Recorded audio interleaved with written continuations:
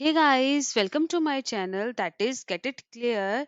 Guys, आपके HP में latest government jobs available हैं, तो आइए हम जल्दी से जान लेते हैं कि ये वैकेंसी आपके कहाँ पर रहने वाली है और इसके लिए आपको कैसे आवेदन करना है। देखो गाइस, जो आपकी वैकेंसी अवेलेबल है वो अवेलेबल है आपकी office of the deputy commissioner Mandi, district Mandi में। गाइस, यहाँ पर बोला गया है कि application on the prescribed form as per annexure 1 are invited for filling up of 20 vacant post of peon and 2 vacant post of चौकीदार। क्लास 4 की ये वैकेंसी है दोस्तों, और डेली बेसिस के ऊपर ये रहने वाली है। गाइस, जैसे मैंने आपको बताया सबसे पहले कि आपकी पियून की 20 पोस्टें हैं। तो यहाँ पर ब्रेकअप देखें पोस्टों का, तो जनरल की 9 पोस्टें हैं, जनरल डब्ल्यूएफएफ की 1 है, एससी की 2 है, एसटी की 2 है, ओबीसी की 4 है, other backward classes VPL 1 and economical weaker section की 1 पोस्ट है। Minimum educational and other qualification की बात करें इसमें, तो आप क्या होने चाहिए दोस्तों, मेट्रिकुलेशन और उसके इक्विवेलेंट होने चाहिए किसी भी recognised board of school education या इंस्टीट्यूशन से। And as per government notification number इन्होंने मेंशन कर दिया है, a candidate shall be eligible for class 4 post if he she passed middle or matriculation from any school slash institution situated within Himachal Pradesh. Guys, जिन लोगों के पास bonafide है उनके ऊपर ये कंडीशन अप्लाई नहीं होती है। आगे देखें दोस्तों, तो चौकीदार की 2 पोस्टें हैं और दोनों की दोनों पोस्टें जनरल अनरिजर्व्ड की हैं। मिनिमम एजुकेशनल क्वालिफिकेशन की इसमें बात करें तो आप मिडिल पास होने चाहिए और उसके इक्विवेलेंट भी चलेगा, पर होना चाहिए किसी भी recognised board of school education से।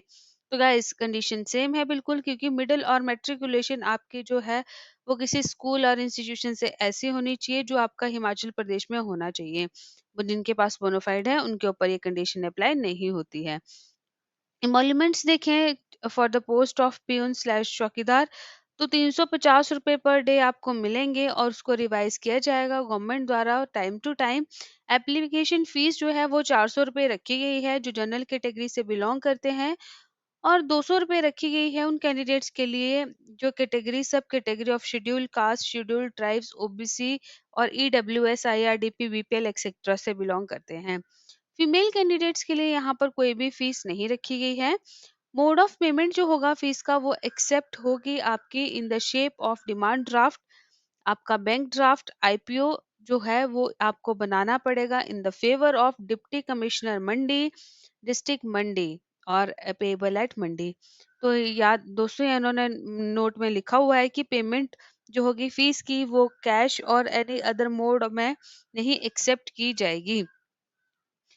तो गाइस, जो इंटरेस्टेड और एलिजिबल कैंडिडेट हैं उनको अप्लाई करना पड़ेगा separately on separate application form for any of the above given post.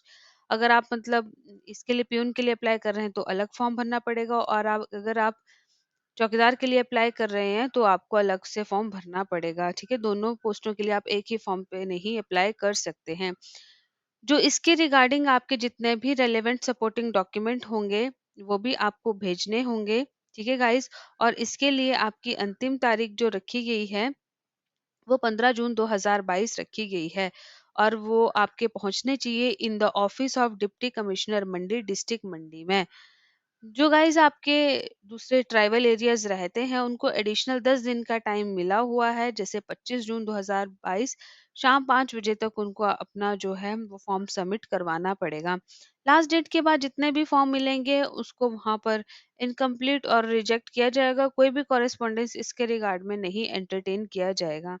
तो इस चीज का आपने ध्यान रखना है गाइस।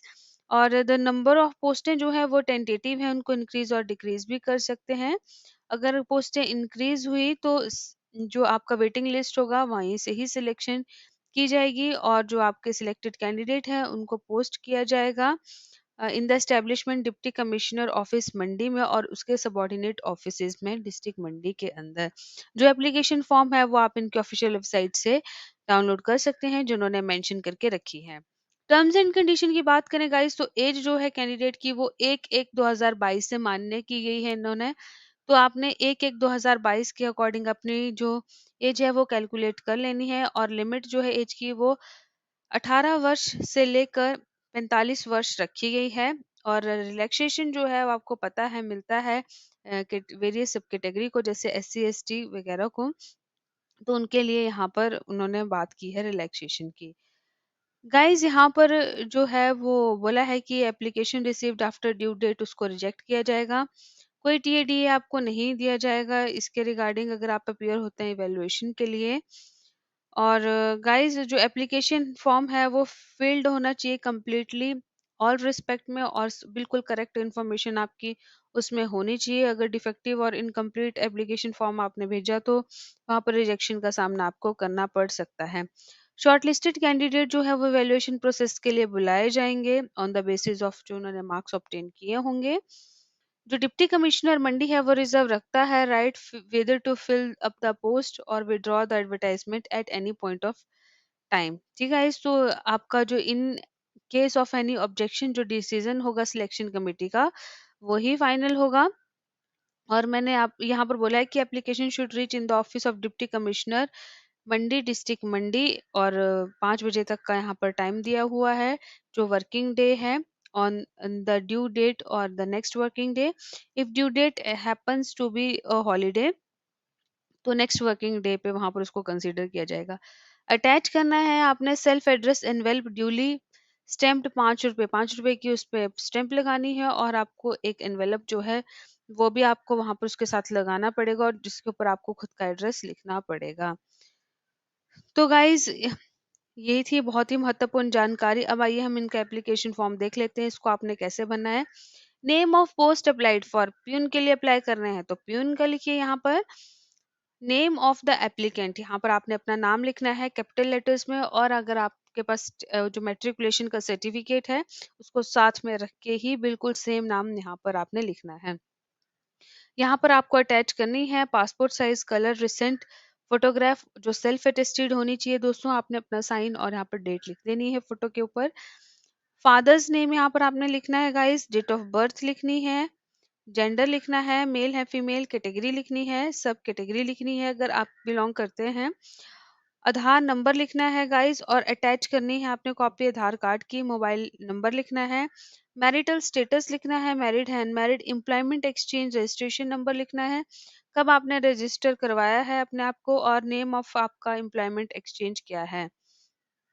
एप्लीकेशन फीस गाइस जैसे मैंने आपको बताया कि डिफरेंट कैटेगरी के लिए रखी गई है तो वो आपने लिखनी है। ठीक है गाइस, डिमांड ड्राफ्ट नंबर या आपका जो पोस्टल ऑर्डर नंबर होता है वो लिखना है, और किस तारीख को इशू हुआ है वो लिखना है। ठीक है गाइस, जैसे कि अगर आपने 23 तारीख को बनाया तो यहाँ पर 23 लिखिए। डिमांड ड्राफ्ट नंबर आपको पता है कि आपके डीडी के ऊपर वहाँ मेंशन होता है तो आपने उसको लिखना है।